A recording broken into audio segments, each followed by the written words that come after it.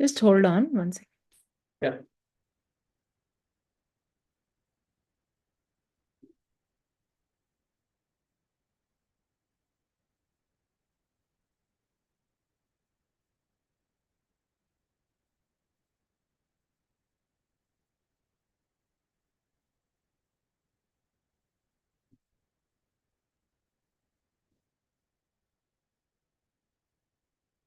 Yes, Aarti, ready. Okay. Oh.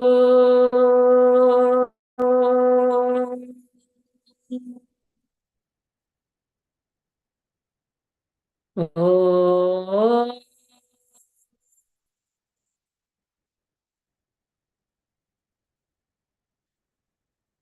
Oh.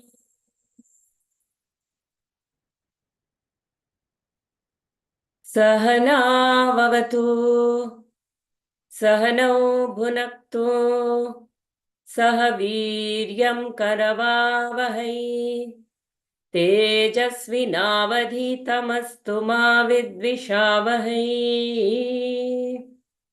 ॐ शान्ति शान्ति शान्तिः हरिः ॐ श्रीगुरुभ्यो नमः हरिः ॐ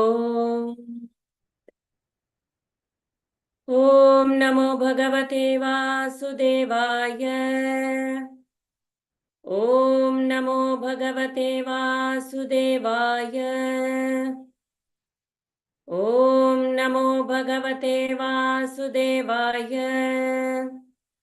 जन्माद्यस्य यतोऽन्वयादितरतश्च अर्थेष्वभिज्ञं स्वराट् तेने ब्रह्महृदाय आदिकवये मुह्यन्ति यत्सूरयः तेजो वारिमृदां यथा विनिमयो यत्र त्रिसर्गो मृषा धाम्ना स्वेन सदा निरस्तकुहकम् सत्यं परं धीमहि सच्चिदानन्दरूपाय विश्वोत्पत्त्यादिहेतवे तापत्रयविनाशाय श्रीकृष्णाय वयं नुमः नारायणं नमस्कृत्य नरं चैव नरोत्तमं देवीं सरस्वतीं व्यासं ततो जयमुदीरयेत् ततो जयमुदीरयेत्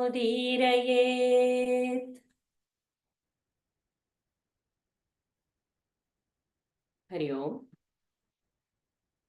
So last week we had started, we had completed, we completed the Prahalada Stuti, and we had started with Gajendra Moksha. So this chapter, the 7th chapter, is said to be the heart. I heard this, that the whole chapter, all the chapters are like different angas of the Lord. And the 7th chapter is said to be his heart. Why is it his heart? Because this chapter is about his bhaktas, Prahalada, Gajendra, and his heart is always with his bhaktas.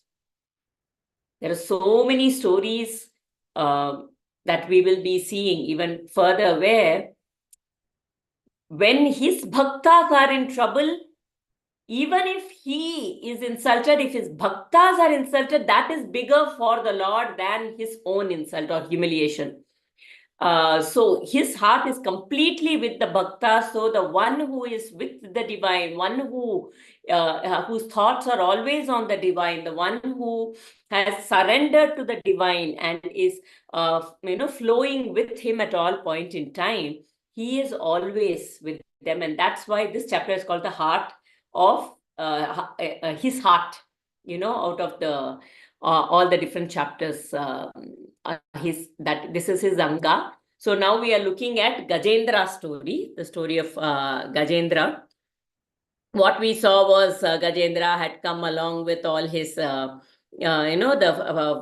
family came to the lake to drink some water. But but then they started playing in the water, putting water over each other. At that time, a crocodile comes and catches hold of Gajendra's leg, and he tries all he can, and all his family also tries all they can to get to save Gajendra. And finally Gajendra realizes that it is not possible, nobody can save him, so he sends them all away and his family goes away. So I think we had finished here somewhere. We were here in this, but we will start with this paragraph again. Today, I would request anybody else to kind of volunteer to read this paragraph. Anybody would like to read? I can, ma'am. Yes, Diva. Ma'am, instigated by faith, right? Yeah. Sure.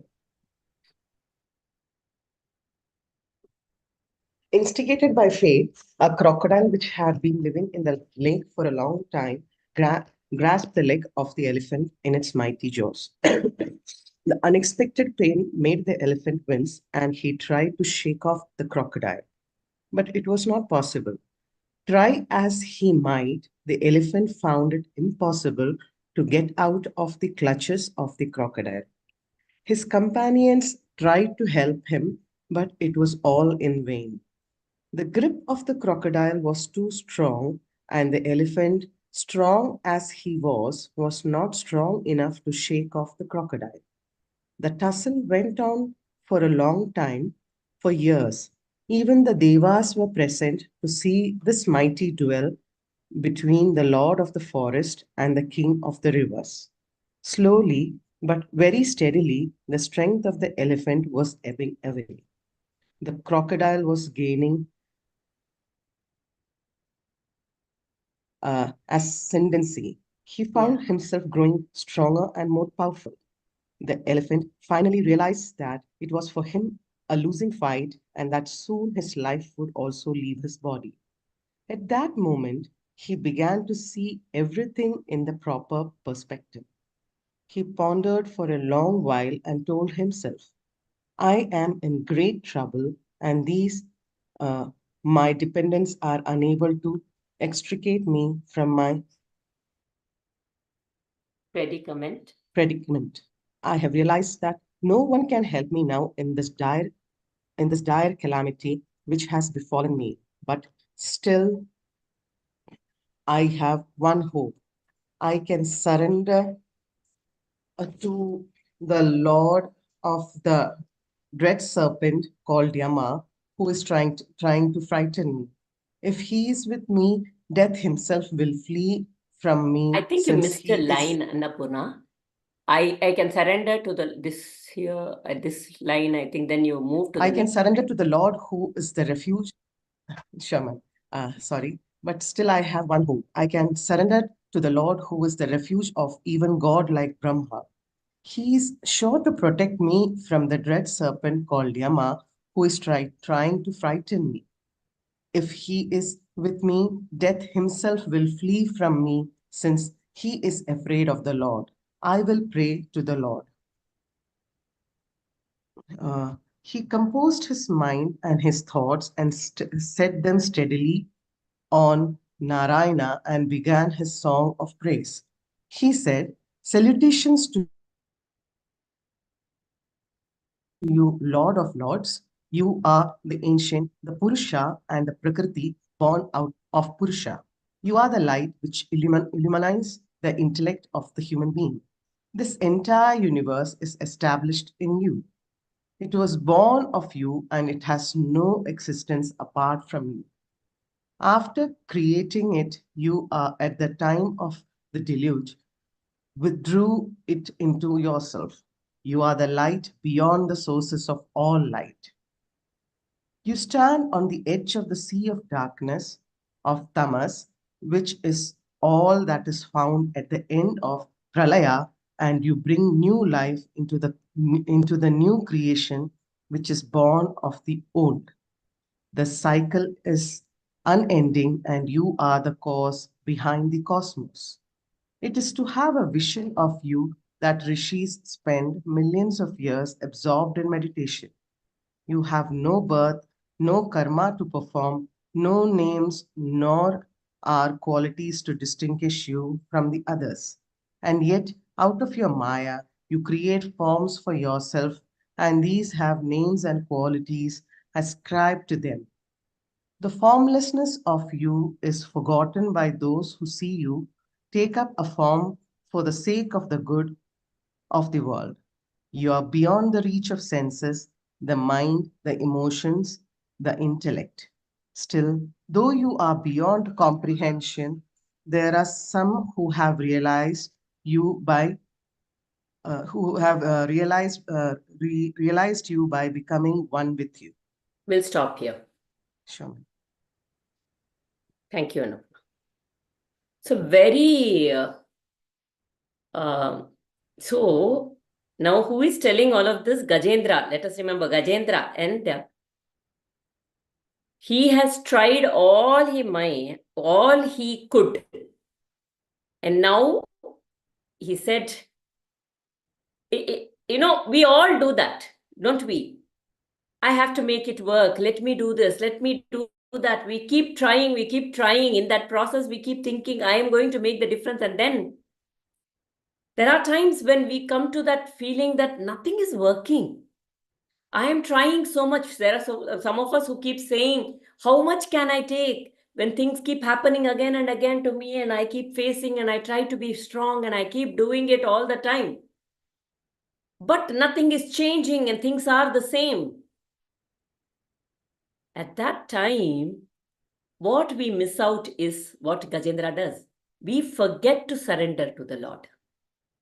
We keep thinking that something, that person should change, something around me should change to make me feel peaceful, or something should happen. I even surrendered. I tell him, I cried to God, but what is that surrender?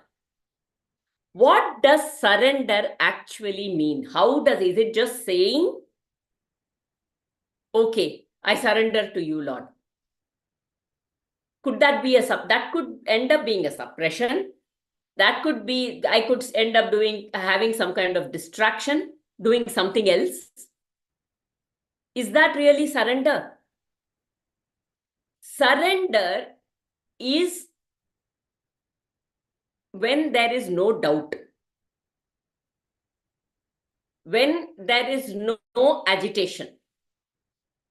So here, and the beauty here is again, just like Prahalada knew how to praise the Lord, here Gajendra is praising.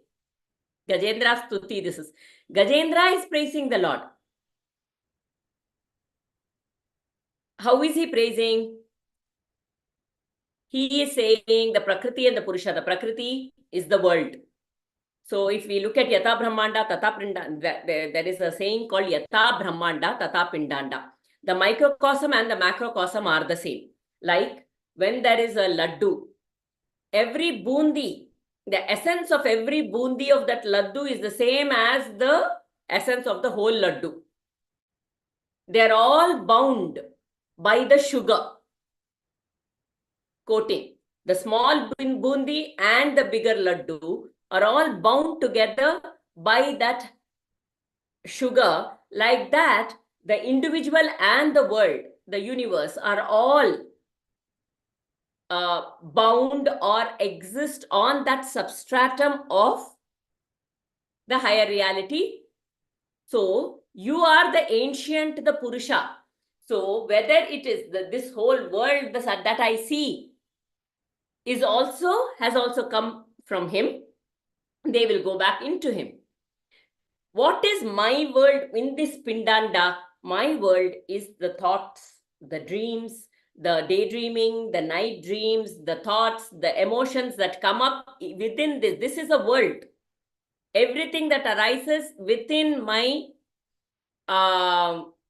what would you say? This mind, the emotions, all of these, this is my world in this Pindanda.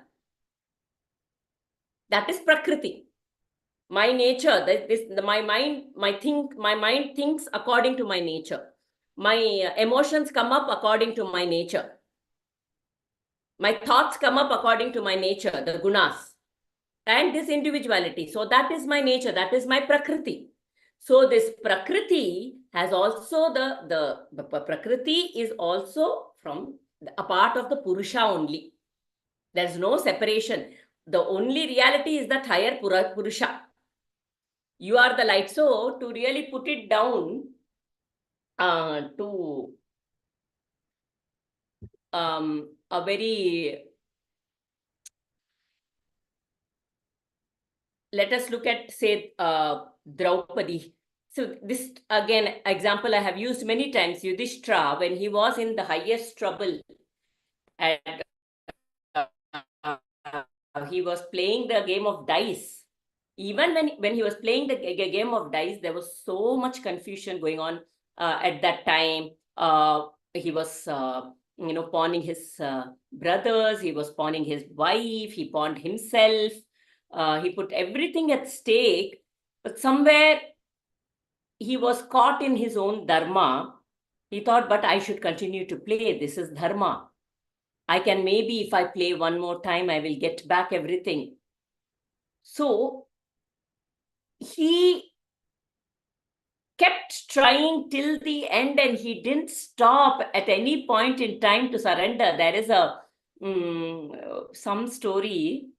I don't remember who asks who, but why did you not help Yudhishthira during the time of during the dice game and give him the right guidance? So Krishna says, I was there, right there at the door, waiting for him to think of me and call out to me. Right? So, and Yudhishthir was an epitome of dharma also. It's just that he didn't call out to Krishna, and the whole thing could have just shifted if he had just done that surrender.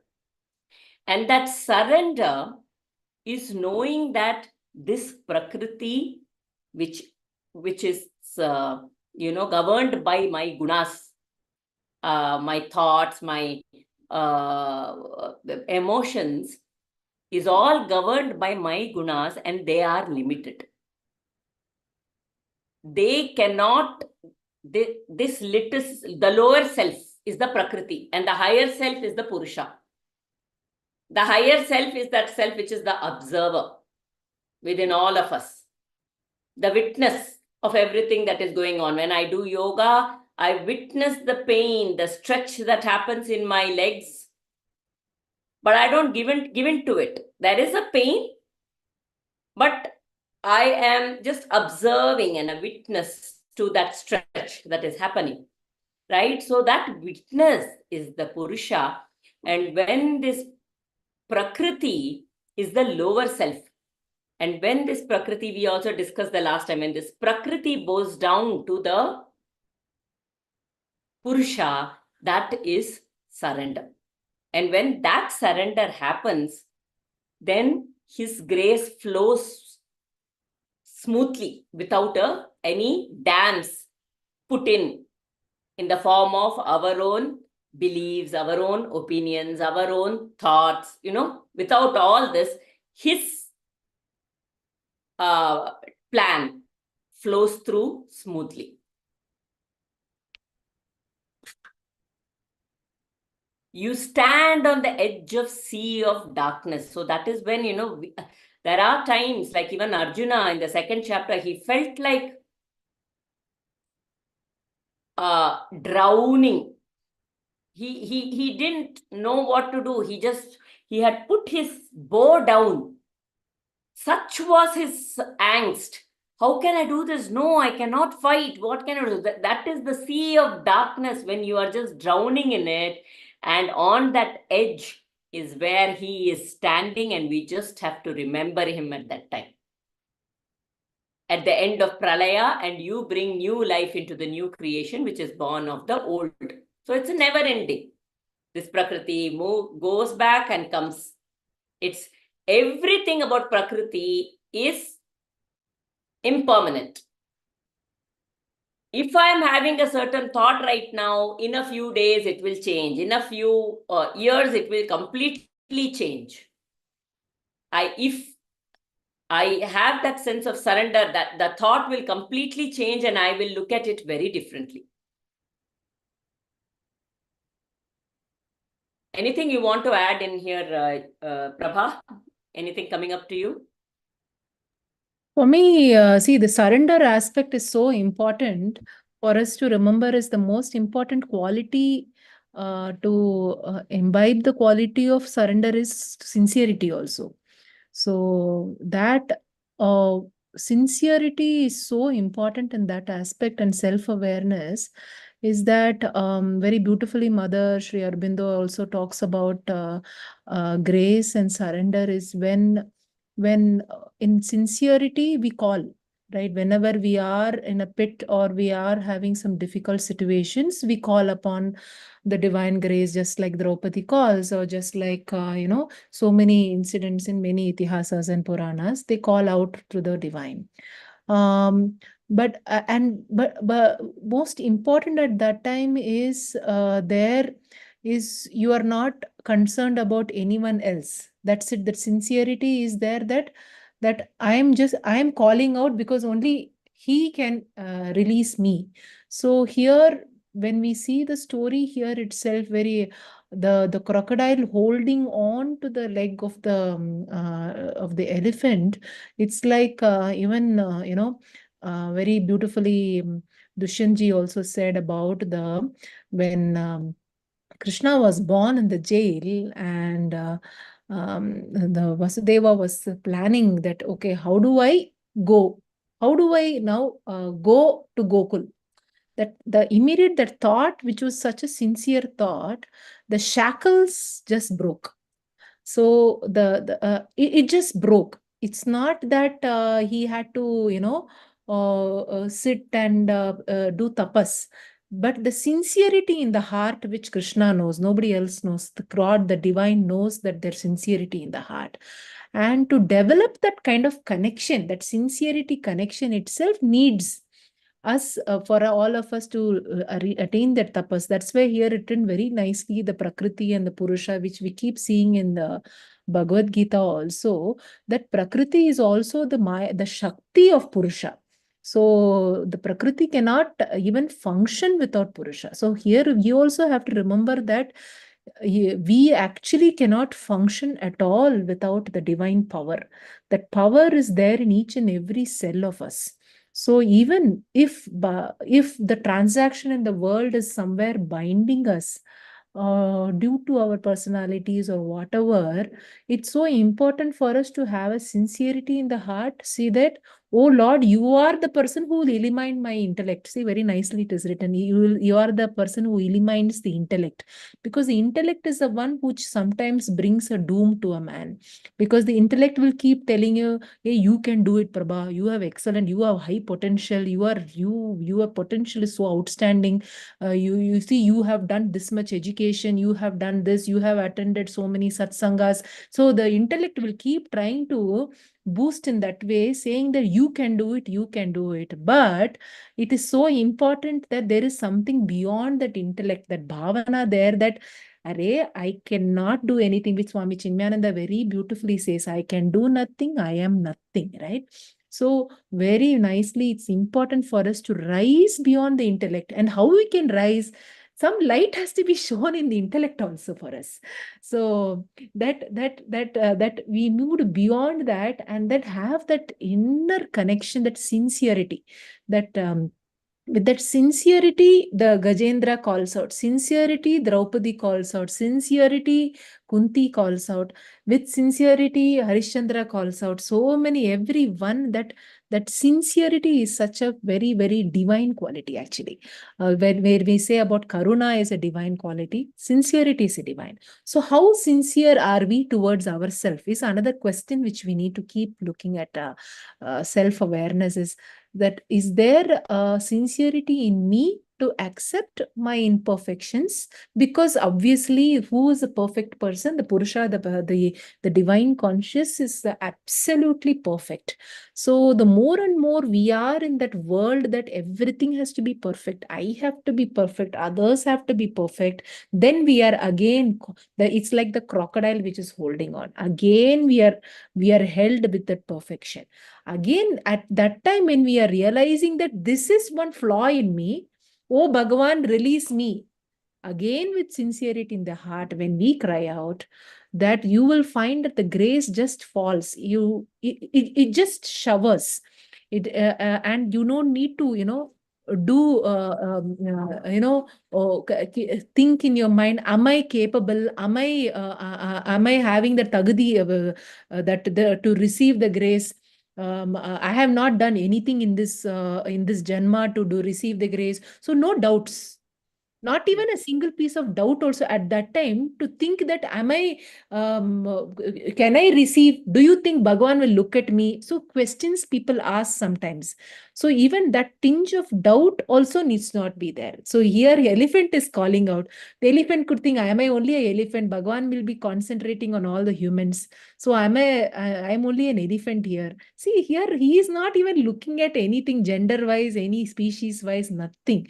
So even an ant is calling out. See, beautiful story of the Puranas we come, right? The ant has fallen into the water, and how a bird throws a leaf there, and the ant climbs onto the leaf. See, so the Bhagavan's grace is there in each and every species itself. So there is where our eyes need to open, our heart need to be sincere, and our faith, total surrender faith needs to be there, that right now if situations are not good, it is the will of the divine.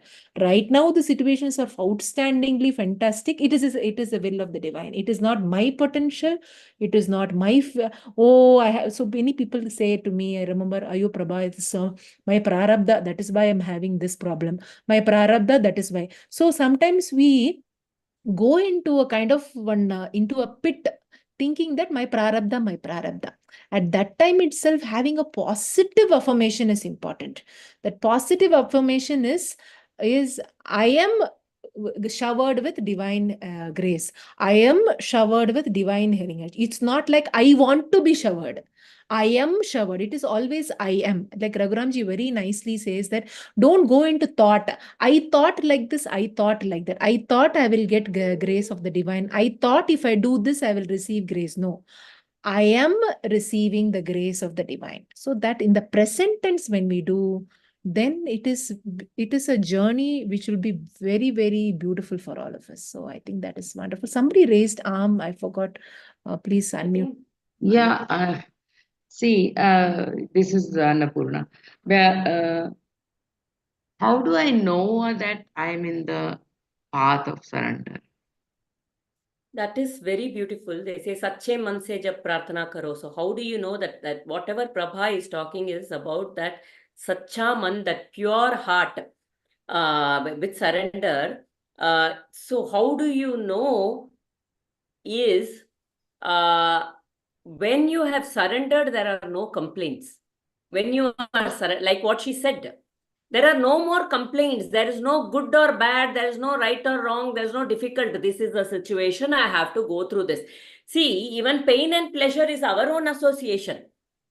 Actually, pain and pleasure is also our own association. I like this. I have a certain liking towards this. And if that happens again and again, that is pleasure.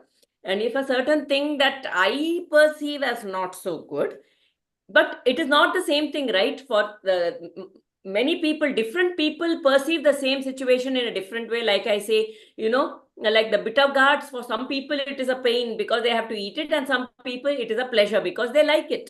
So the pleasure or pain is not in the object. The pleasure or pain is in the way you are associating with that object in reality. So if I like a person, there is someone else who loves that person. If I dislike a person, there's someone else who likes that person a lot. Okay, that if there is a certain situation, some of us looked at COVID as a very, and many people thought of it as a very negative phase, but some of us, because who were drawn to spirituality, found that to be we felt bad for the ones who died, but then there was also something that we gained out of it spiritually. So the same situation, the way we are perceiving it is all that differs. And what is there in that perception? It is that purity of that heart when we go with surrender. So I am getting two stories here to bring out this. Surrender can be very, very confusing sometimes, where I'm just saying surrender, but I'm still feeling all those negativities. It's not going away. It's almost like I'm just distracting myself. I am not actually surrendering them. If I'm just, it is like I have to surrender, I have to, that itself becomes one kind of pressure. Surrendering is acceptance of what it is. Acceptance that everything is divine flow, like whatever Prabha said. I have nothing, I do nothing, I know nothing. You know much better than. Is letting go surrender? Yes, letting go and accepting the situation as it is and not having any complaints or regrets or guilt. And just saying this also, divinizing a particular situation, even if you are thinking that particular situation seems like a negative situation, if I divinize it, if I say this situation has been given to me for a certain reason, for my growth by the divine, I will endure it without any complaints. I will go through it with absolute faith in the divine that this situation is happening in my life for good. If I can come to accept that everything that is happening in my life is for good only. With what is that good? My spiritual growth, my evolution. That sincerity, with that sincerity, when I can accept that everything in this that is happening to me is true, if I can say that in my own heart, that this is also, and with a certain sincerity, with what, it's not you start believing it. If you can't start, this is one way. Prabha also said another way, and this is another way. Everything that is happening in my life is happening for my good, for my evolution and growth. I accept it. It is a part of a divine plan. Is this making sense, Annapurna? Yeah, it's slightly, see, then why don't we say acceptance or surrender? We have two different words for that, isn't it? Acceptance is what it is. I can't change or I can't do anything. But I feel Acceptance comes with surrender. See, let me tell you what holds us back. When can surrender is a verb, right?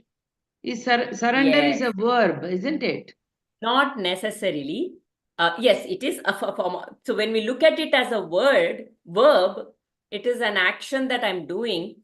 But when I am in that surrender mode all the time, life just flows, where I am not at all cribbing about whatever happens to me. If you look at, there are some like Kunti, Prahalada, whatever was happening to him, he was always in that bhakti and surrender, constant surrender. So there was no action of surrender there. Isn't it? I am remembering two stories. Okay, I'll tell you that after Tejasvi. Yes, Tejasvi. Yeah, maybe I don't know whether I'm wrong or right. Annapurnaji, surrender is something, the relationship between you and the Lord. And acceptance is something to do with the world. Like you don't need any corrections from the world. You don't expect somebody to do this or do that to you. So that is Very well. acceptance. Surrender is the relationship with God, the oneness you have with the God, or leave everything of your life to God. That's beautiful, Tejasvi. Yeah, yeah, that's a nice explanation. Yeah. Yeah. No, but my question I am was, seeing God's my play question even was, in the how world. do I know that I am in that mode. I mean, do I get a hint, or do I If know you are that? not having any complaints in your mind, if you are not having doubts, if you are not feeling any negativity or positive, and you are just feeling happy in all situations, in any situation in the world, you are living a life of Sthitapragnasya ka bhasha. sthita prajna, equanimity. That can be one sign of the mode of surrender. Everything, now something has to be done, I'll do it as a part of surrender. I mean, if that is needed, if that is the divine will, okay, I'll take it. My like or my dislike does not come into the picture there. It comes more from a state of the situation. Okay, this situation needs me to do this, so I will do this. My like or dislike. So we slowly go towards that. We understand these are the symptoms of someone. So this is not surrender itself. These are the symptoms of someone who has surrendered. I am not caught by my likes and dislikes. I am caught more by the right path. I am not, pain and pleasure don't disturb me as much. I accept everything as, it's good. Whatever happens, happens for good. That, yes, Rajesh, sorry, Divya. Arti ji, I was thinking, I mean, if you have surrendered that whether I have surrendered, वो ego वाला thought ही नहीं आएगा ना. हाँ, वो ही नहीं आएगा. So surrender as a verb comes when you are separate. When I surrender. I am surrendering when you are saying itself, there is an individuality there. So that is not a surrender. Connotation. Yes, correct. It is a state of surrender where you are one with the divine, where that I is not playing a role. Everything is the divine's will, and divine's will is flowing, and everything is happening according to divine's will, and hence everything that is happening for good. So I'll share here the mother's. It's a nice book called Surrender and Grace. Though whoever visits Aurobindo's ashram, here Bangalore also there is Aurobindo ashram. Okay, this is called a 20 rupees book. Okay. So if you give yourself entirely to the divine without asking for anything in exchange, if you merge your consciousness in the divine, it will put an end to your sufferings. But the surrender must be total, unconditioned, unbargaining, and absolute, including all desires, your needs, your likings, your dislikings, your wishes, your wants, your wills, everything that constitutes your small person. And then you will find peace and your torments will come to your end. So here she says very beautifully that true surrender is actually the most hardest thing for a human. Very, very hard. Because there we say, oh, I offered my life to the divine. So what is somebody has asked, a disciple has asked, is offering and surrendering not the same? She says there are two aspects of the same thing, but not altogether the same. So she says, when you say that I have offered my life to the divine, you have taken that decision. But suddenly someday, some untoward thing has happened. Okay, something unexpected thing has happened. And your first movement is, you are in denial mode, right? You react, you protest, you deny. Yet, you have made the offering. And you have said also that, oh, my life is belonging to the divine. I have surrendered. Then suddenly this has happened. And there is something in you which is reacting, which you don't want that to happen, and it has happened.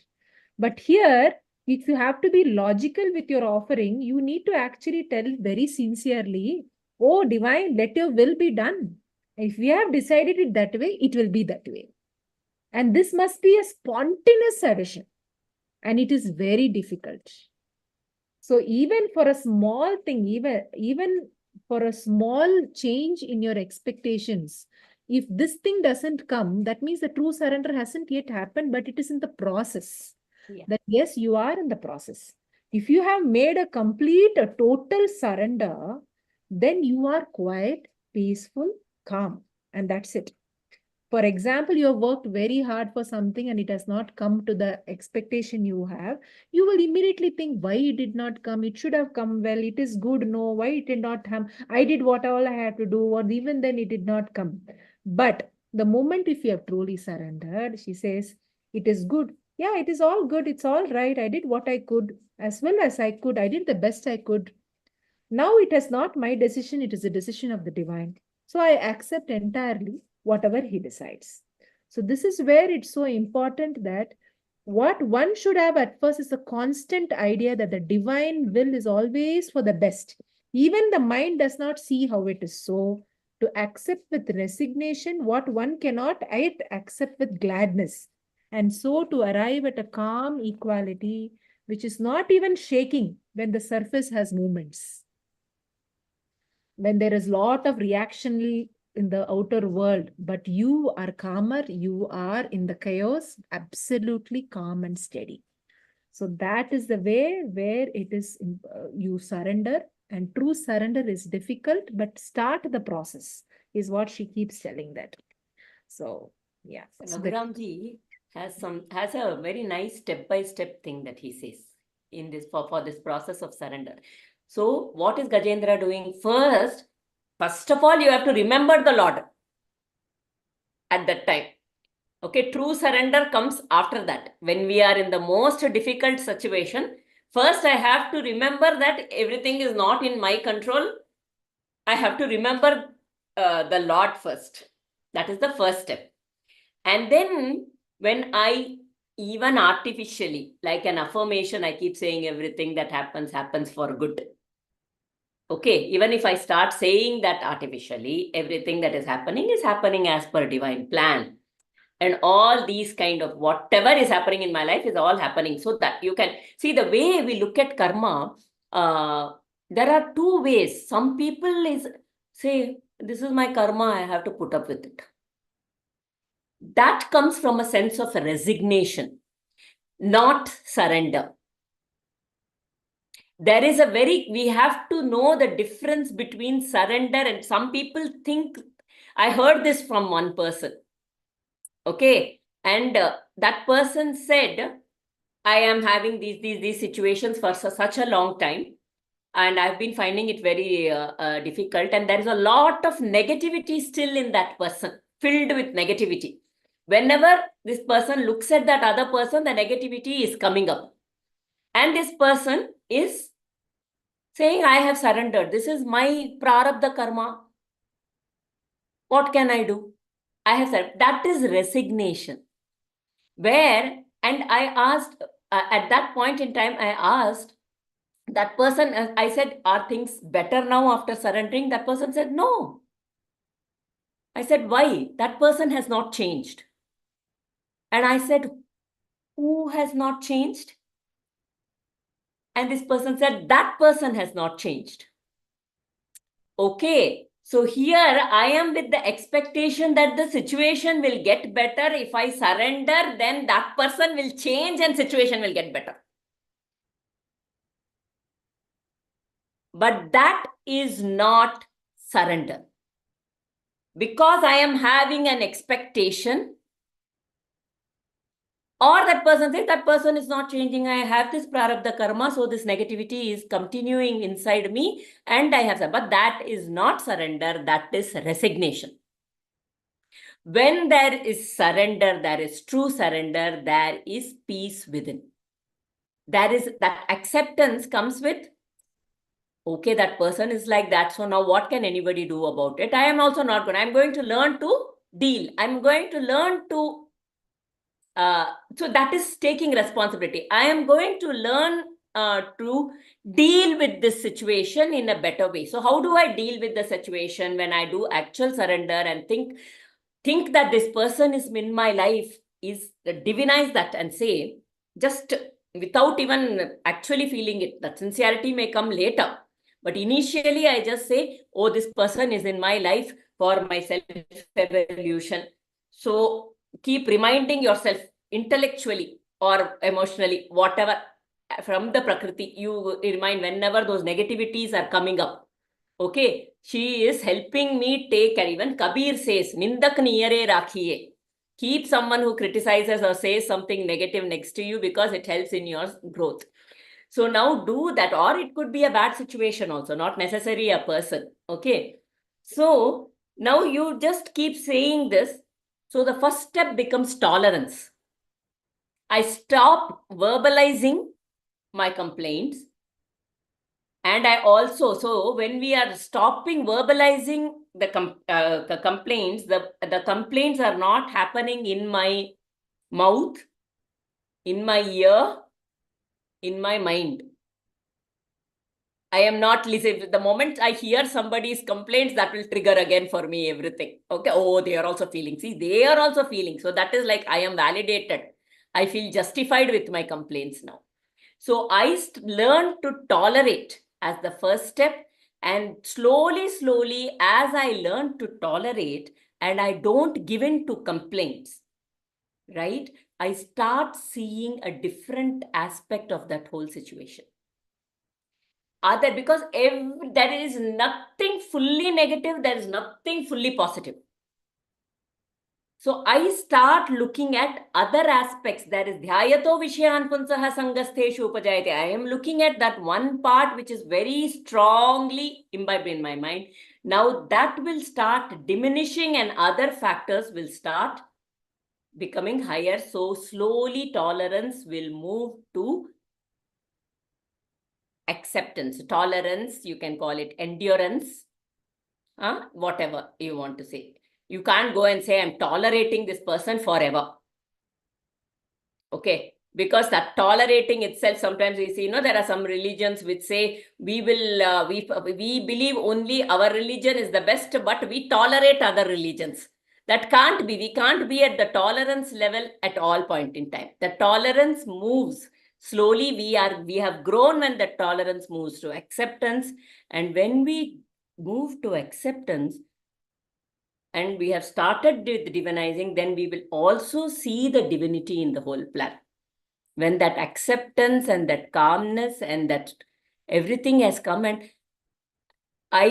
that same person, different thing, the same situation will seem like a blessing because it has helped me overcome some dam within, some shackle within.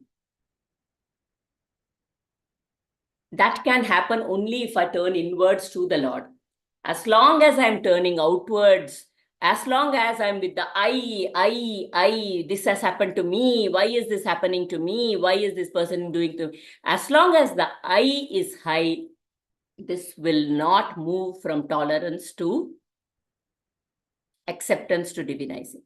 It has to turn to the Lord completely. I hope we are able to make, there is a resignation and then there is a surrender somehow. In resignation, that hurt is still there and I am still not working to come out of it. I'm still expecting the other person to change, but in surrender, that hurt is slowly waning away and losing its control. Yes. It's like that the crocodile is losing its grip. It's the things are getting slippery, which is very important for all of us. One thing is there, because each person goes through situations. It is some people will say, you don't know my situation, what all I have gone through. But it's a journey of self-awareness. It's a lot of journey of self-awareness, and there need not be lot of shoulds. I should surrender. I should, like that. Let us not first go into that. Let us first be aware. Oh, these are the things which I'm going through right now. Okay, I seem to be, see, it's not like a prisoner who's the Raja is saying, now you have to surrender. And the prisoner is surrendering out of resignation, like how Bharati told very nicely, right? That, oh, now what I have to do, I have to surrender. I need to do, this is what may be like this. No. So that is the time where the will of the power, the mind with the willpower says, no, this is not how I surrender. The surrender is not like that. The surrender is like how Tejasvi said, it's that connection with the divine.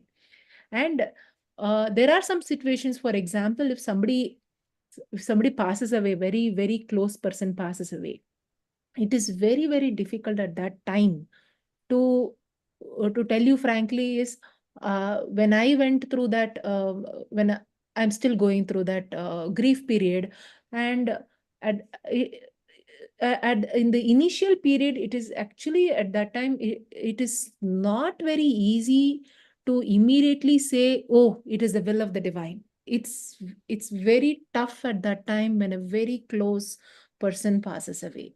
At that time, very beautifully, Raghuramji says that be with the grief, be with yourself. At that time, don't resist even the grief. So the resistance also is not good.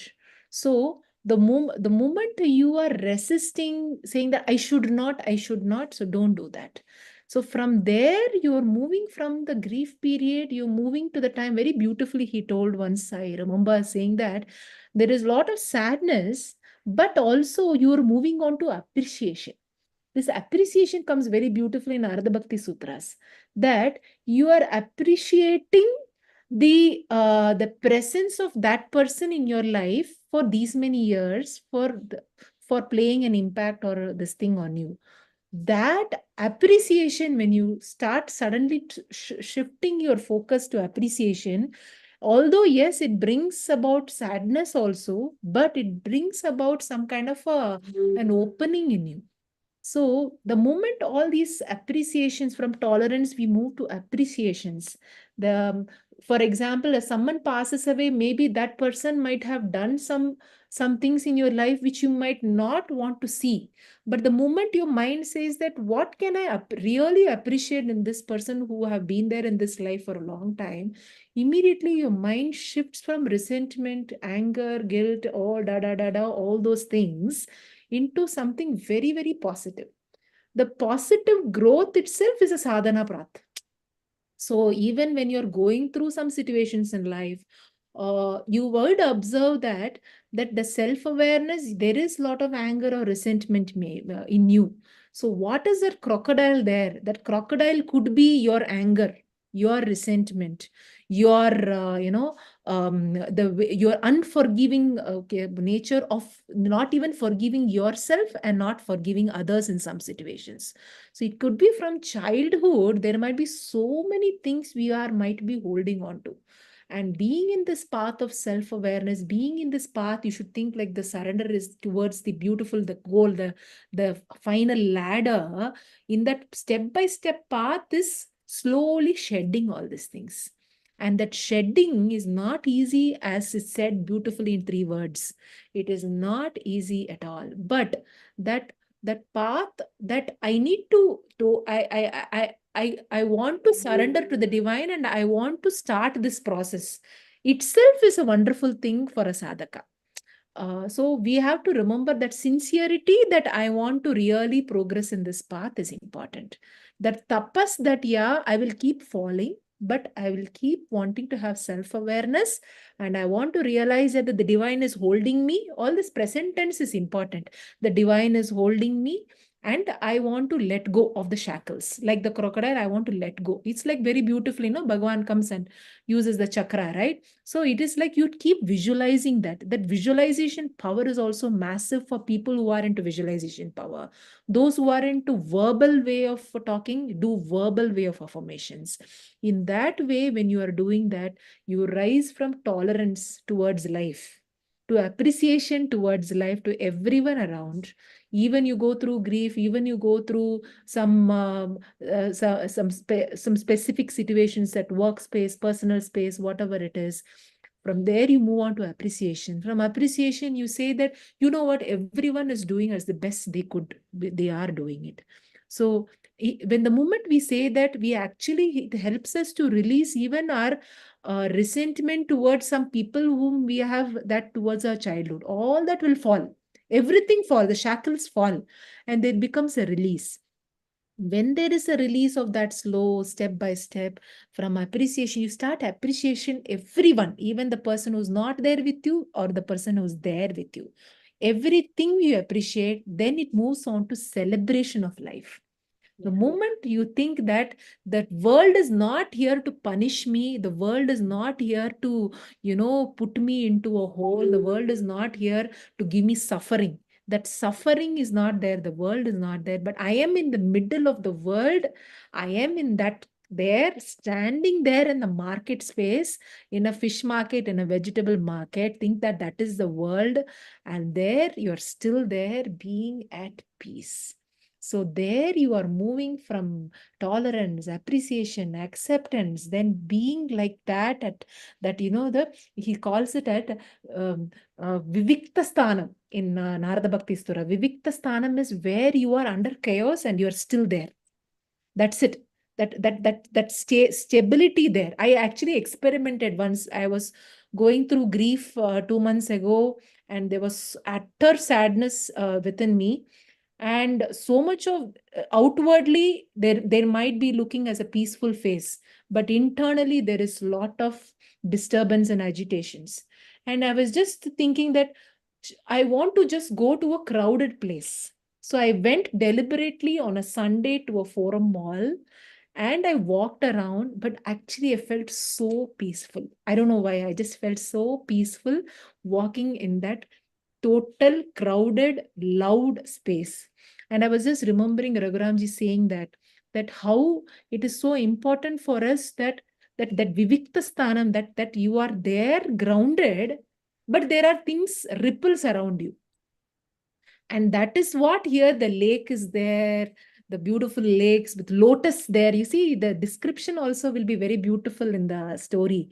There was a lake, and then there were a lot of lotuses, and then the elephant is coming, and then the being there, and then suddenly when a crocodile comes and holds you there, like that. And that is the time. At the beginning, you are trying your best, that whether whatever situations are there, you think that no, I am going to come out. I am going to come out of this. I am going to think of strategies. I am going to do all these things. You think of hundreds of things, strategy, and I. And the moment one suddenly you realize, oh, it is absolutely inhumanly possible here. Suddenly, one thing gets into your head that actually it will be you just fall to the divine, and that's it. The divine will take care, but the effort is also done by you. So it's not like you just fall there and do nothing. The effort is done by you, but the effort is also surrendered to the divine, saying that, oh, divine, I want to take this effort to uplift myself with your guidance. Let everything I do be under your divine power. And when that happens, the moment of surrender that way, even though you might think, is it textbook surrender? Is it according to Ramakrishna Paramahamsa surrender? Don't go any references there. You will feel that connection at that time, that connection with the divine, saying that, yeah, this is what it is need to be done. And things will come and take all the things which is coming. And then is where you rise. And you'll fall again. Again you rise. Again you fall. So this is the process of the journey which Raghuramji very, very beautifully says that many times we fall, but keep remembering that, oh, that line, that path is there. He keeps telling a U-turn, take a U-turn. You lose path, you take a U-turn. So don't, when you take a U-turn also, don't be hard on yourself. Because that hard on yourself also is that you tolerate yourself, you're too unforgiving of yourself. That taking a U-turn also, smile, take, oh, I missed the path, I take a U-turn. Have a sense of humor at that time, and don't be rigid there that I should tolerate, I should accept. Sometimes it's difficult to accept things. So at that time, you say, oh, I'm right now unable to accept, but I want to proceed towards accepting. Oh, Bhagavan, lead me to that. So when you do that, the resistance also falls, because otherwise you will not accept some things very easily. It is very difficult. Even for me right now, there is denial mode that this person is not there with me right now. But the moment it comes, the moment immediately I still remember that, oh, let me move towards, yes, I am in denial mode, but it will be wonderful that let me remember the fond memories that person was with me and appreciate that efforts that person has done for all the things for me. So when you start shifting that pratipaksha bhavana, when you consciously do pratipaksha bhavana, it really helps one in the progress. So I'm sorry for such a long time. Yeah. Beautiful, Prabha. Many things were just coming up as you were speaking. Yeah, you have been going through that situation also. For some things, time is a healer. Only time is a healer. But what is also important is through that time, what are the meanings I am taking in and what are the meanings that I am internalizing? Many thoughts will come, many emotions will come. Can I just be with it? So, what Prabha said is very beautiful. Accepting, let us not look at accepting, tolerating, all of appreciating all these as verbs. The moment moment they become verbs, they become shallow. We have to look at these as states. I am in a state of tolerance. There was a time when, many years back, there was a friend, said very, very strong friendship, but said something and it left a very deep impact. And for a moment, there was a very close bond, but that moment, and somewhere in my mind, I also knew that this person is acting out of their own vasana. This person is having this kind of thing. All that was also running in the head. But one moment, something that person said went and made a very deep impact in the heart. It was like a less than a nanosecond. Okay? And that moment, that hurt came, it took me nearly an year or year and a half to come out of it completely.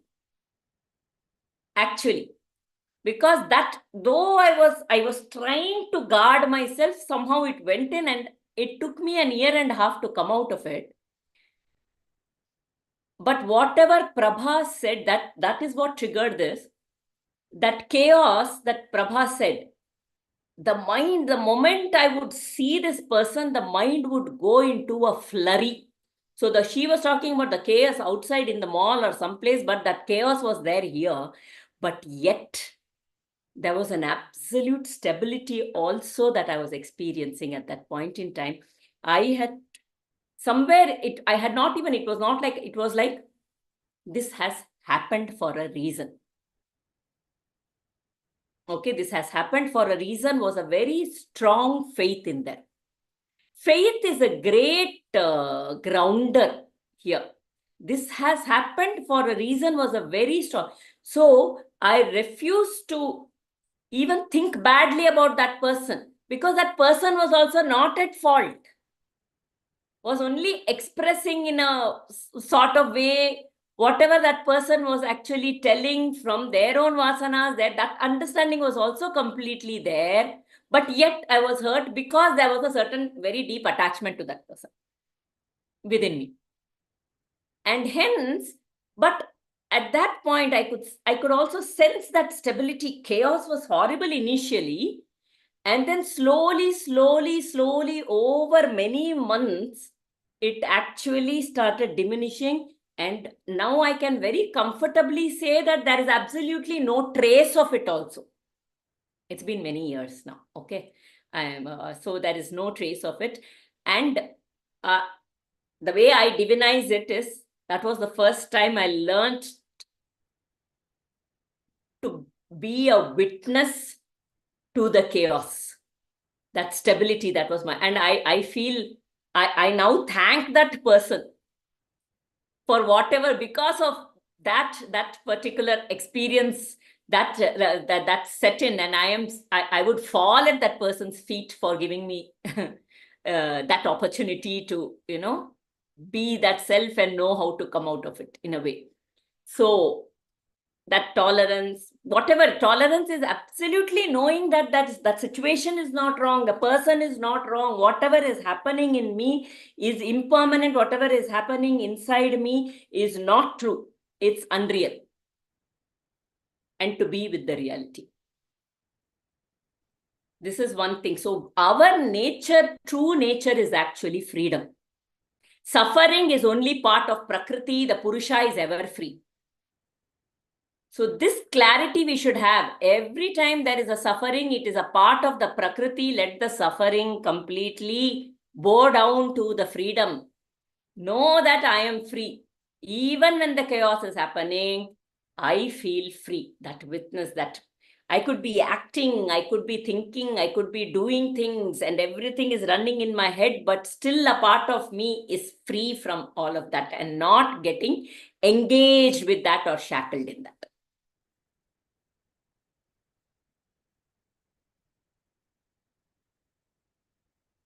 So it takes time. One is when you have had certain hurt from a very young age.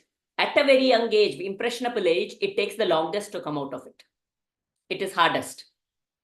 First impression. You have gone to work something really first time. You are in a very vulnerable position. You are going there. Something has happened at work that stays for a very, very long time. Until you challenge it.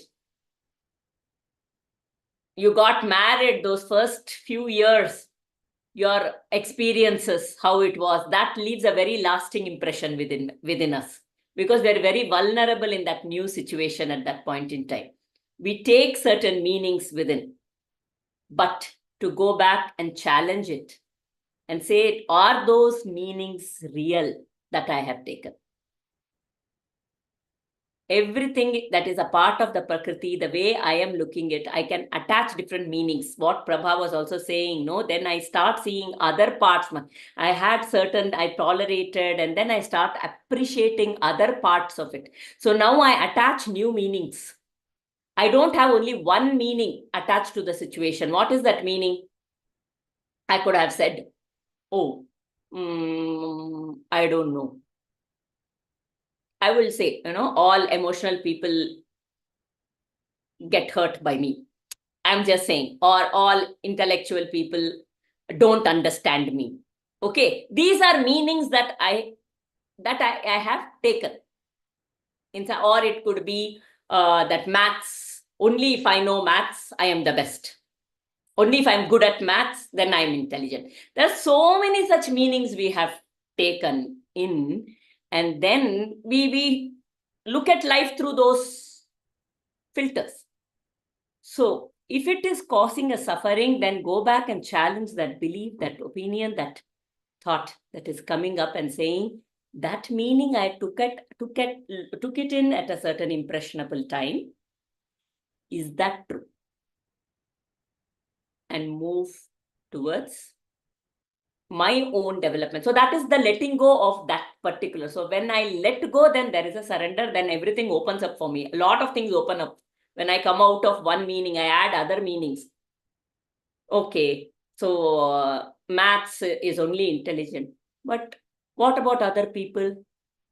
But I see that this person is not very good at math, is a very hard person, and is very good at talking to people, and is very good with family, and is very good with taking care of people. That also needs a certain kind of intelligence, no? I add another meaning to this meaning. I may not be able to drop this meaning as easily if I don't add new meanings.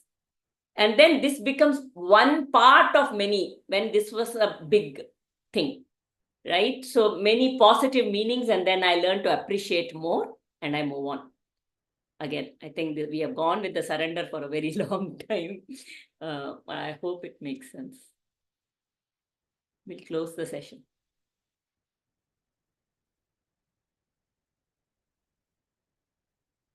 Om Asato ma satgamaya tamaso ma jyotirgamaya mrityorma amritam gamaya sarve bhavantu sukhinah sarve santu niramayah sarve bhadrani pashyantu ma kaschid dukkhabad bhavet.